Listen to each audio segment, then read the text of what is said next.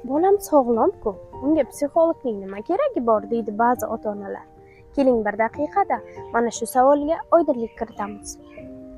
Psixolog bu faqat nosog'lom bolalar bilan ishlaydigan mutaxassis emas. Psixolog bola tilini ota-onaga chiroyli qilib tushuntirib bera oladigan shaxsdir. Bolangiz balki bog'cha yoki maktab adaptatsiyadan o'tyapti. Unda injiqlik, tajovuzkorlik, agressiv holatlar mavjuddir va bola bunday holatlarda o'z ichki dunyosini namoyon qiladi.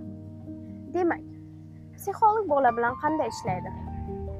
Psixolog bola bilan hukm terapiya, art terapiya, ertak terapiya kabi metodlardan foydalanib, uning ichki dunyosini o'rganadi.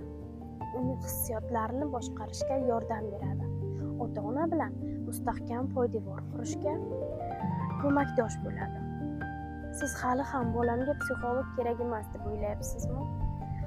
Sahifamga obuna bo'ling va qiziqarlilari hali oldinda.